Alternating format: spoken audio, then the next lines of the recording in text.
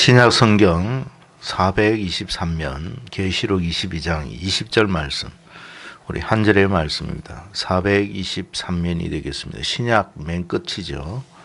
423면 계시록 22장 20절 말씀.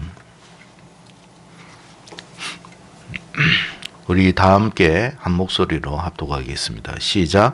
이것들을 증언하신 이가 이르시되 내가 진실로 속히 오리라 하시거늘 아멘. 주 예수여 오시옵소서. 아멘. 어제 우리가 성탄절을 맞이해서 하나님께서 우리에게 주신 선물이 뭔가, 생명 대신 예수다라고 하는 말씀을 함께 나누었습니다. 이 세상에서 우리가 지금까지 여러 가지 다양한 선물을 다 받았습니다만 가장 감동적인 선물은 바로 생명이 아닐까 하는 생각을 합니다. 왜냐하면 모든 인생들, 저와 여러분은 다 알고 보면 시한부 인생을 살고 있는 사람과 같습니다. 우리가 100년을 살다 보니까 이게 시한부인지 잘 몰라서 그렇지, 영원한 시간과 영원한 어떤 그 세월을 본다면 100년이라고 하는 시간은 마치 시한부 인생과 다를 바가 없다 하는 것을 우리가 알게 됩니다. 100년의 안팎의 삶을 살지만 그럼에도 모든 사람은 결국 죽음을 맞이해야 한다는 그런 운명을 갖고 있습니다. 이 죽음이라고 하는 것도 단지 우리가 육체적인 죽음, 우리가 흔히 말하는 그 육체적인 죽음만 있는 것이 아니라, 이게 끝이면 좋겠지만 끝이 아니라 영원한 사망이 기다리고 있다. 성경은 분명히 우리에게 말씀하십니다. 영원한 사망이란 게 뭐냐? 그게 지옥이다, 불구덩이다 라고 말씀을 하셨어요. 그렇기 때문에 생명보다 더 귀한 선물은 없다라는 것을 우리가 알게 됩니다. 그래서 주님께서 마태복음 16장 26절에서도 사람이 만일 온 천하를 얻고도 제 목숨을 잃으면 무엇이 유익하리요? 사람이 무엇을 주고 제 목숨과 바꾸겠느냐? 그렇게 말씀을 하셨던 것입니다. 사실 온 세상을 다 얻는들 뭐 하겠습니까? 진시 황제도 여러분 60을 넘기지 못하고 세상을 떠났습니다. 온 세상 여러분 3분의 1을 점령했다고 하는 징기스칸도 그래 오래 살지 못하고 세상을 떠나고 말았습니다. 모든 것을 다 가진 것 같으나 결국 허망하게 인생을 마치는 것이 영웅뿐만 아니라 모든 사람도 다 마찬가지라는 것을 알게 됩니다. 그래서 그만큼 생명보다 더 귀한 것, 생명보다 더 값진 선물은 없다라는 것을 우리가 알게 된다는 것입니다. 자, 그런데요, 우리가, 저와 여러분이 이 생명을 선물로 받았는데, 그러면 이 생명의 선물을 언제부터 우리가 온전히 누리게 되는가? 그게 중요하지 않습니까? 선물을 받기는 받았는데 언제부터 누리게 되는가? 언제 때부터 누리게 되는가? 이 말이에요. 성경은 두 가지로 이야기를 합니다. 우리가 거듭남으로부터 시작된다라고 이야기를 합니다. 거듭남, 다시 태어난다는 말이죠. 부모로부터 태어나는 것을 한 번 태어나는 거라고 이야기하고, 또한 우리가 하나님으로부터 태어나는 것을 두 번 태어나는 것이다 라고 합니다. 하나님으로부터 태어난다는 게 뭐냐?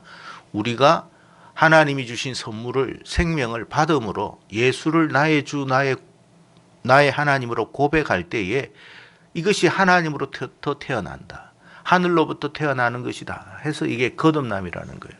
이 거듭남의 인생은 다 생명을 선물로 받은 줄로 믿으시기를 바랍니다. 그런데 이제 누리는 것은 언제부터 누리느냐? 언제부터 누릴까요? 예수 믿어도 죽잖아요. 육신적인 죽음을 다 가집니다. 그런데 언제부터 이것을 진짜 누리게 되느냐? 성경은 우리에게 말씀하시기를 예수님이 다시 오실 것인데 그때부터 누리기 시작할 것이다 라고 했어요. 여러분, 초림의 예수도 아주 우리가 여러분 정말 감사하고 기뻐해야 하지만, 정말 이제부터 우리가 소망해야 할 예수는 뭐냐? 재림의 예수다 이 말이에요. 왜? 주님이 오셔야만 그 선물로 받은 생명을 비로소 누리기 시작하기 그 시기 때문에 그런 거예요.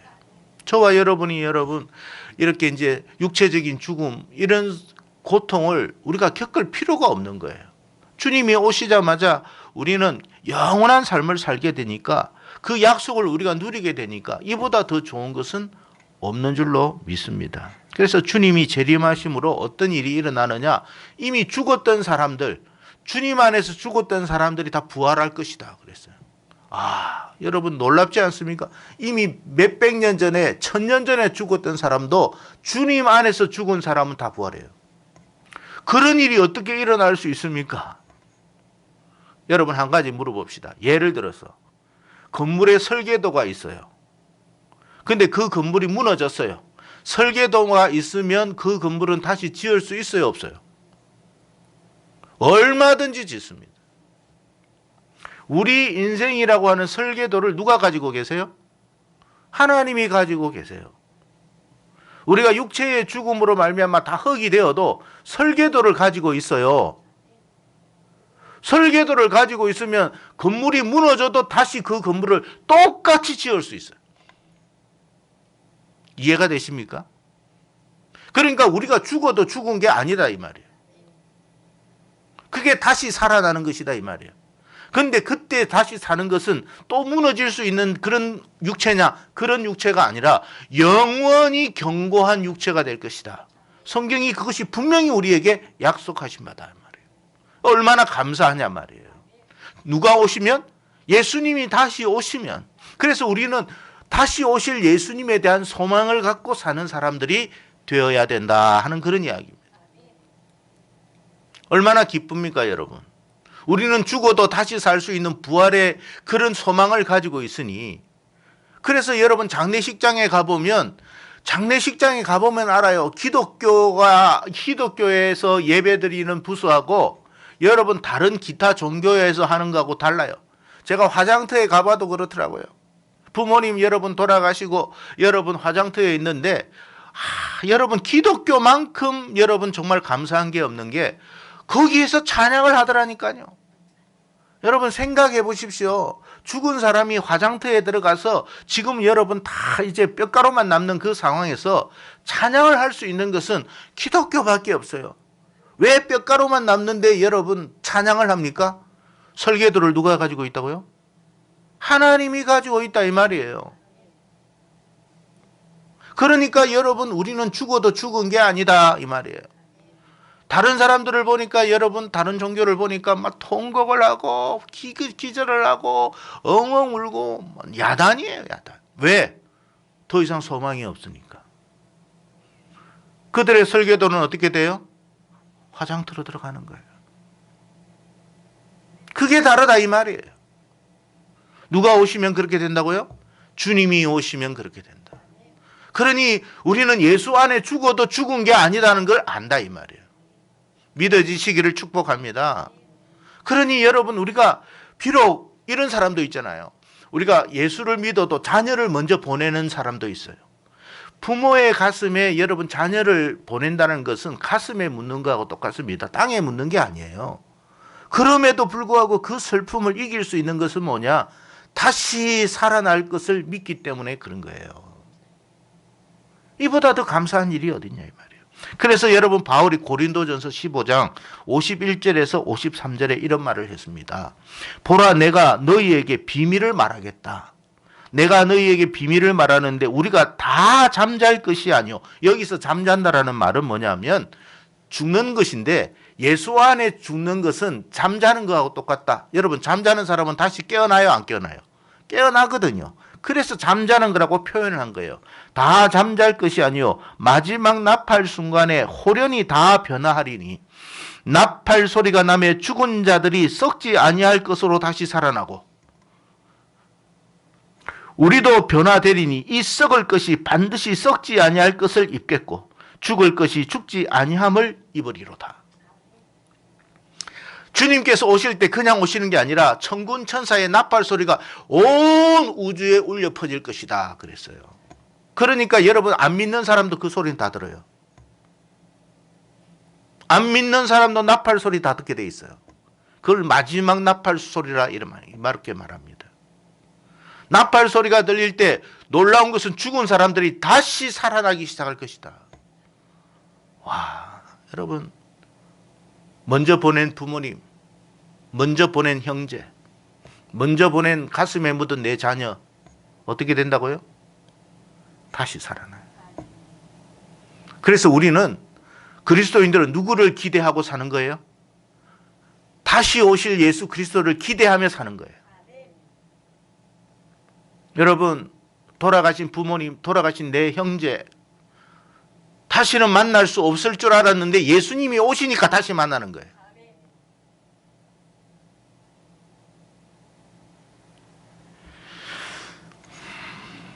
그리고 여러분, 다시 사는 것이 그냥 끝나는 게 아니라 영원히 썩지 아니할 것을 입을 것이다. 우리의 몸을 보세요. 작년 다르고 올해 다르고 피부도 여러분 자꾸만 늘어나고 쪼글쪼글해지고 그렇습니다. 어쩔 수 없는 자연현상이에요. 그런데 그때는요, 주님이 오셨을 때의 우리의 모습은 대부분의 학자들의 이야기는 가장 우리 인생이 아름다웠을 때의 나이 30대 전후 20대 후반 그때의 모습으로 부활할 거라고 그랬어요. 썩지는 않아요. 얼마나 여러분 감사합니까? 코로나 전염병으로 인해서 지금 온 세상이 팬데믹으로 얼마나 두려움에 떨고 있습니까? 그잖아요. 그래서 이거 가림막도 하잖아요. 여러분 마스크도 하시잖아요. 왜? 이 코로나 팬데믹 때문에 그런 거예요. 이 전염병 때문에 혹시 질병에 들고 중환자실에 가서 혹시 잘못되는 일이 일어나지 않기 위해서 한 거 아니겠습니까? 지금 우리뿐만 아니라 온 세상이 다 마찬가지거든요. 이게 다 어떤 이유 때문에 그렇습니까? 죽음에 대한 두려움 때문에 그런 거예요. 그런데 여러분, 예수님 오면 이런 문제가 다시는 발생한다 안 한다? 안 하는 거예요. 그러니 여러분, 그 주님이 오심이 얼마나 우리에게 간절하냔 말이에요. 뭘 여러분 얼굴에 마스크를 써가면서 살아야 합니까? 그런 일이 없다 이 말이에요. 그런 일이. 그러니까 여러분, 이 답답한 세상이 아닌 정말로 우리가 살기 좋은 세상이 되고 싶다면 주님이 오셔야 된다는 거예요. 그래서 여러분, 요한도 오시옵소서, 어서 오시옵소서라고 하는 거예요.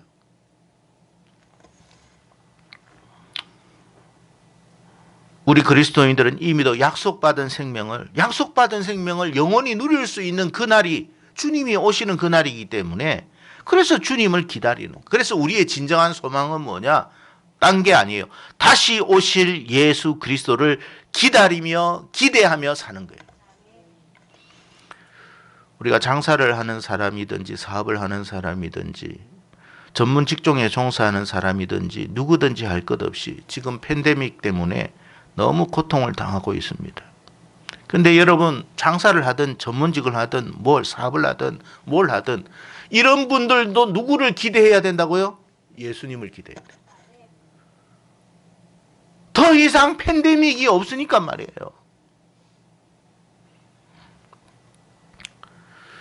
진정한 소망은요, 세상적인 그런 어떤 것들이 아니에요. 그러니까 여러분, 우리가 돈이 있어도 팬데믹 때문에 어디 나가지를 못하잖아요. 그런 세상이 됐어요. 그러니까 진짜 소망은 뭐냐? 빨리 우리가 영원한 생명을 이게 약속받았는데 그 생명을 이제 누릴 수 있는 삶을 살 수 있도록 주님이 오셔야 합니다. 하는 것. 그것이 우리의 소망이 되어야 될 줄로 믿습니다. 자, 성경에 보니까 주님이 오시면 어떻게 되느냐에 대해서 계시록 21장 4절에 이렇게 표현을 했습니다. 계시록 21장 4절에 이렇게 제가 읽어드리겠습니다.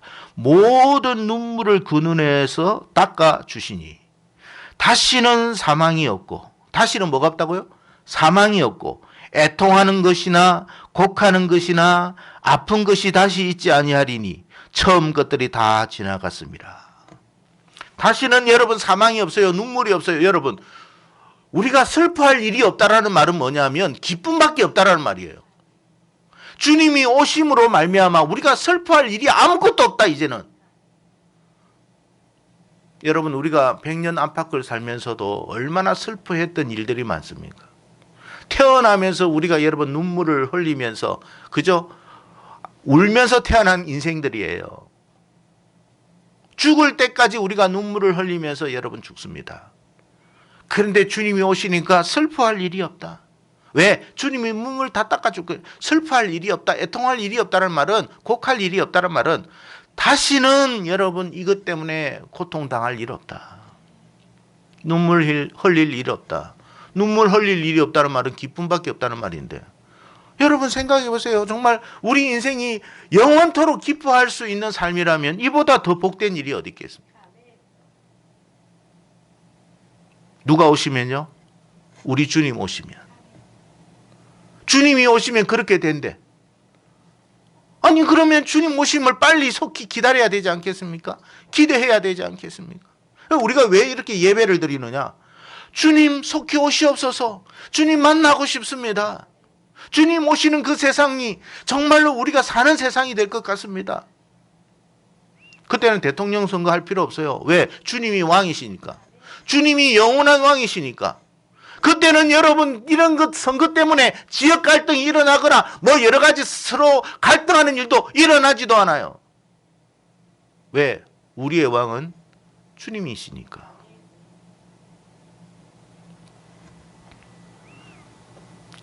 앞으로 우리에게 어떤 일이 닥쳐올지는 잘 모르지만 여러분 항상 기대하는 만큼 세상은 우리의 기대를 충족시키지는 못했습니다.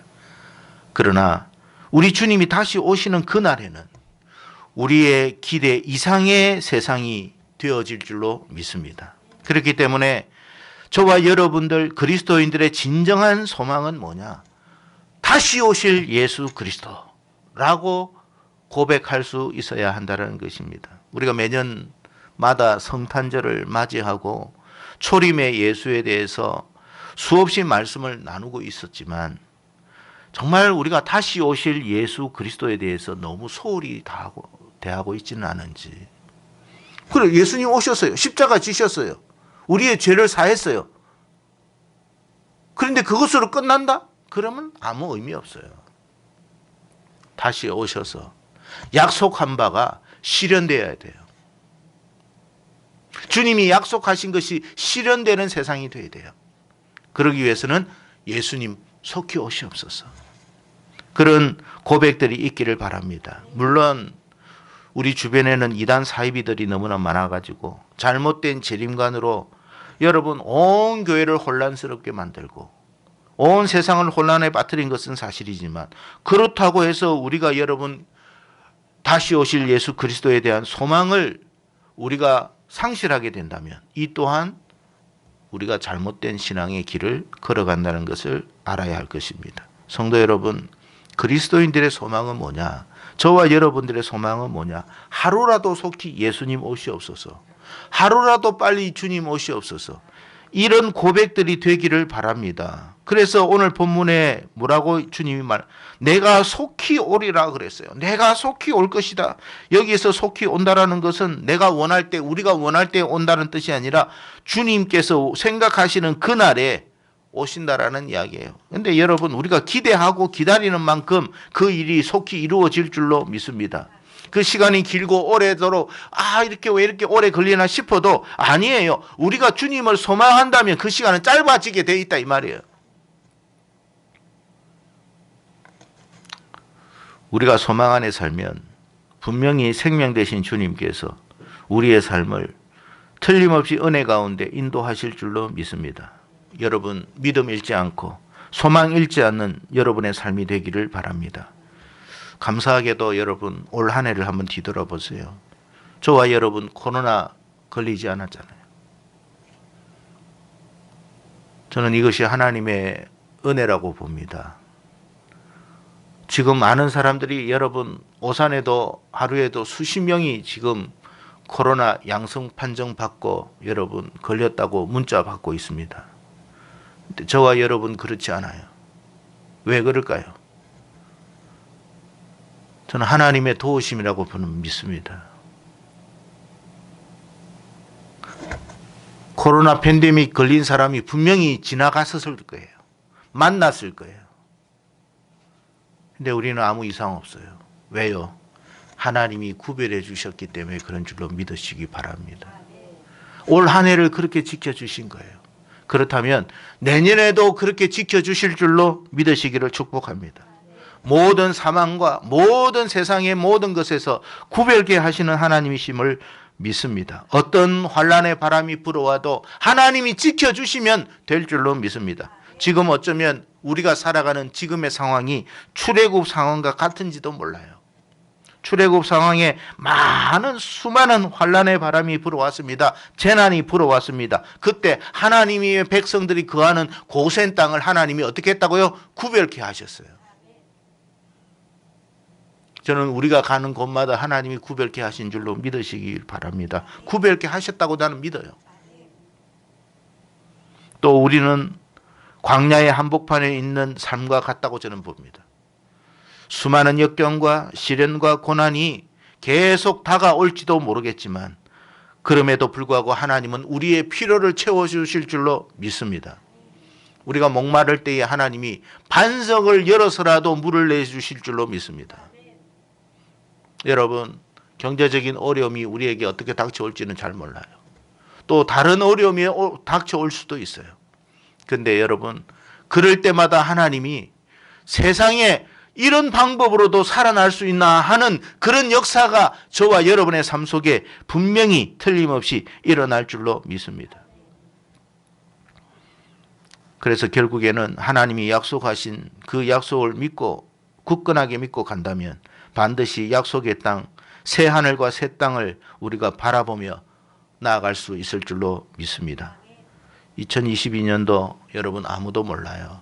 그러나 모른다고 걱정하지 마세요. 하나님이 지켜주신 일 또한 하나님이 지켜가실 줄로 믿습니다. 중요한 것은 우리가 주님에 대한 믿음과 소망을 잃지 않도록 힘써야 된다라는 이야기입니다. 여러분, 올 한 해 믿음 잃지 않고 걸어오신 거 잘하신 거예요. 2022년도에도 그 믿음 변치 않기를 바라고 헛된 것에 소망을 두지 않고 그 모든 걸 청산하며 진정한 소망을 붙들며 살아가는 여러분 되시기를 축복합니다. 더 이상 이제 물질 때문에 여러분 거기에 소망 두지 마시기를 바랍니다. 세상의 쾌락과 즐거움과 명예에 여러분 인간관계 그런 데 미련 두지 마세요. 진짜 여러분과 제가 미련 둬야 할 것은 뭐냐? 우리의 생명 되신 예수 그리스도. 그분에게 소망을 두면 모든 것을 하나님이 합력하여 선을 이루어 가실 줄로 믿습니다. 물질 때문에 소망 둔 사람은요, 그 물질로 인해서 시험 들고 물질로 인해서 넘어질지는 몰라도 예수의 소망 둔 사람은 넘어지거나 시험 들거나 무너지는 일이 없는 줄로 믿습니다. 성도 여러분, 참 소망을 붙드는 한 해가 되기를 축복합니다. 우리의 삶이 힘들고 고단했던 것은 감당할 수 없었던 환경 때문이 아니라 어쩌면 진짜 소망을 붙들지 않았던 우리의 연약함의 문제일 수도 있었다는 거예요. 그래서 진짜 우리가 여러분 예수만이 우리의 소망이심을 믿고 확신한다면 하나님은 틀림없이 우리를 선한 길, 복된 길로 인도하실 줄로 믿습니다. 그래서 여러분 너무 걱정하지 마십시오. 저는 시편 23편의 이 다윗의 고백이 저와 여러분의 고백이 되기를 소망하면서 여러분에게 말씀드립니다. 여호와는 나의 목자이시니 내게 부족함이 없으리로다. 그가 나를 푸른 초장과 쉴만한 물가로 인도하시는도다. 내 영혼을 소생시키시고 자기의 이름을 위하여 의의 길로 우리를 인도하시는도다. 내가 사망의 음침한 골짜기로 다닐지라도 해를 두려워하지 않을 것은 주께서 나와 함께 하심이라. 주의 지팡이와 막대기가 나를 안위하시나이다. 주께서 내 원수의 목전에서 내게 상을 베푸시고 기름으로 내 머리에 바르셨으니 내 잔이 넘치나이다. 내 평생의 선하심과 내 평생의 인자심이 반드시 나를 따르리니 믿습니까? 내가 여호와의 집에 영원히 살리로다. 아멘. 여러분 시편 23편의 이 말씀 저와 여러분에게 주신 말씀이라고 생각하세요. 저와 여러분의 신앙 고백이 되기를 축복합니다. 하나님이 평생의 인자하심과 선하심이 반드시 나를 따를 것이다.